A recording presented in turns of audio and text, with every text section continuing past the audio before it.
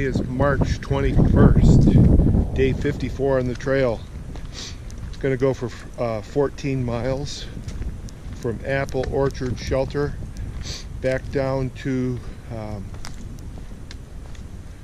wherever it was that I left my car yesterday. I can't remember. It's Virginia 614. 14 miles. No dedications today. Primarily downhill, which is nice. One reason why I did it this way, I was thinking of going a little bit longer, but I'm not, because I want to try and gerrymander in a primarily downhill northbound tomorrow. Again, I'm going southbound. So we'll see you as the adventure occurs.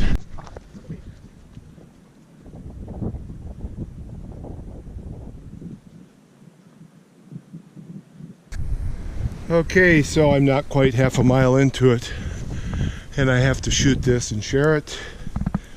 It is one big monster moss field, and usually moss is where there's water, moisture, and I see no running water here.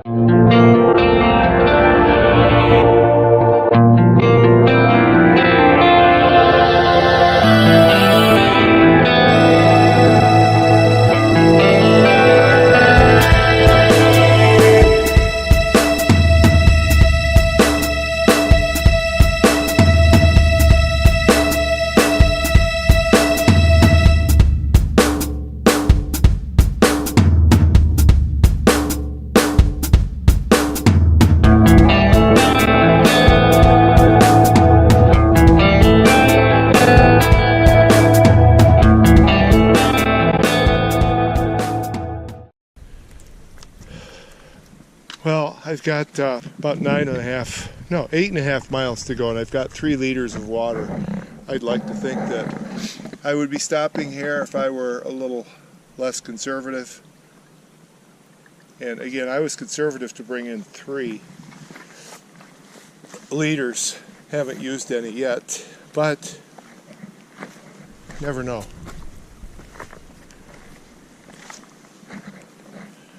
Now we come up a bit. This looks like the same part of the same water source. Interesting. Good afternoon. So I've got 5 miles to go, and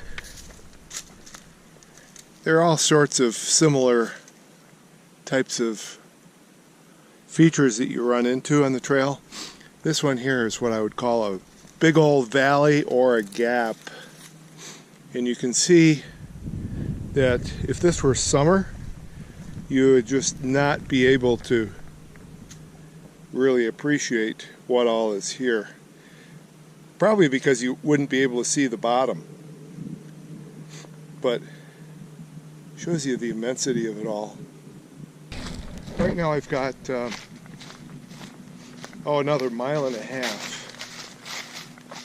Yeah, about I've got about 1.25 miles of downhill. Then before the 3.5 miles to go, we're going to deal with a 400 or 500 foot mountain. Now, I want to just mention too that most of the low elevations, which really are the starting elevations for me because of the way that I'm hiking, most of the starting elevations in Virginia are at about 1,000 feet. And today I think we went up to about 36 or 3700 and started there. And that's really going to be our start point tomorrow. That is an exception. That's just the way the mapping wrote out, the way the parking lot's set up, as well as my fatigue level. I ran into a fella today who I'd seen the last 2 or 3 days. His name was Simon.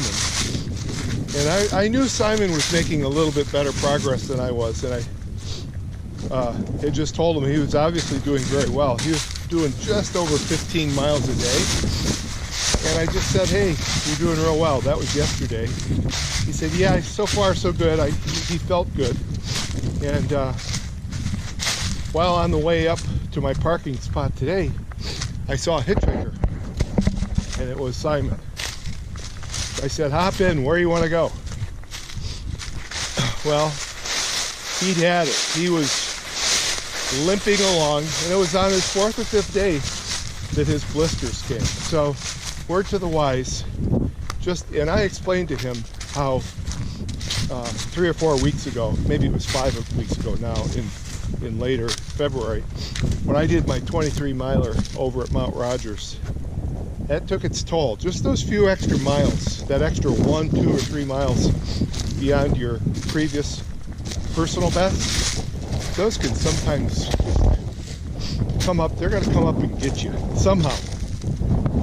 And I think he tried to extend yesterday from 15 to 18, and he said that's what did it for him. And he said he was just at the point of total exhaustion. I think I've been there once or twice before. Total exhaustion. It sometimes takes more than a day to recover from total exhaustion too. So, that's it. Today has turned out to be nice.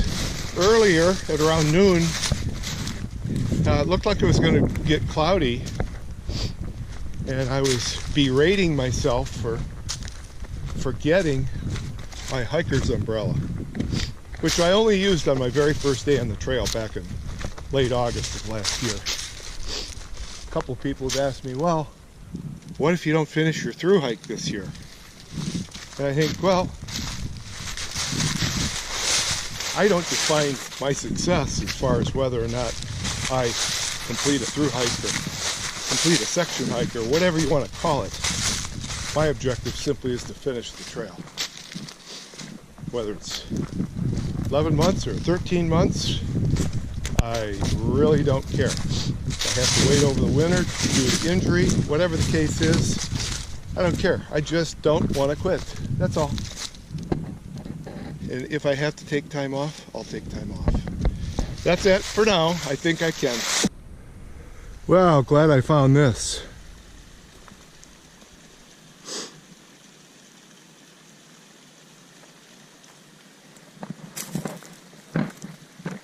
Less than 4 miles to go. I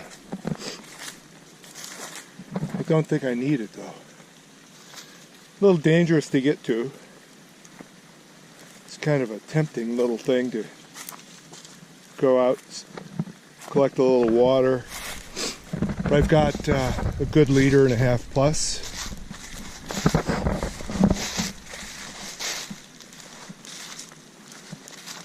Nice to know that it's there though. 4 p.m. 4 miles to go. Time for a foot bath, a foot freeze, right there. Oh man, does it feel good? Oh boy. Wow. I needed that. I really needed that.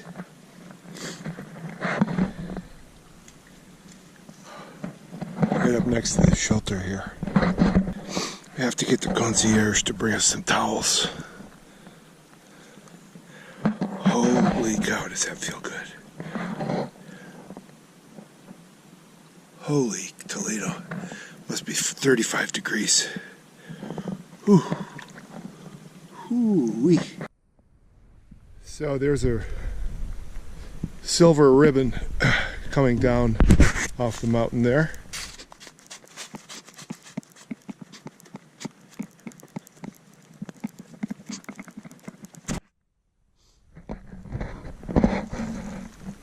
Here's a little brown guy. I don't know if he might be poisonous or not, but I almost speared him. I thought brown were usually rattlers, but I don't know. Anyway, he's hiding from me. First one of the year. Get back into your cubbyhole there, Mr. Snake. I'm not afraid of snakes. I kind of wish that I would much rather be afraid of snakes than heights. And I think that guy was poisonous. I have had occasion to kill a copperhead. Big mama. No kidding. Was a big mama. Quite thick. Maybe 6 to 8 inches circumference. Loaded with more little babies. And I remember having to do that job because I offered my father-in-law the honors. He had killed a number of snakes before when he lived, oh my gosh, when he lived in Virginia. So he was visiting and the guys were little and the snake would come to the house from a pond that was behind the house. He would come up an embankment, settle under the garage. The Orkin pest guy told me about him. I shared that with my father-in-law while we were cooking out. Lo and behold, my father-in-law pointed and said, "Bob, there's your snake." I said, "Whoa, what do you know?" He was very nice about it. He said, "Well, you gotta kill him." I thought I'd just be able to call the exterminator, but and follow him, but that wasn't to be. So I went out, practiced with an axe, trusty axe, and after my practice, I belted him in a few spots. Lots of little snakes were coming out. I really wasn't afraid at all. And it was a lot of fun. I hope my older son remembers it. Yeah, my preference would be to have a fear, not of heights, but snakes. There are too many heights here. Just certain ones. I think I can.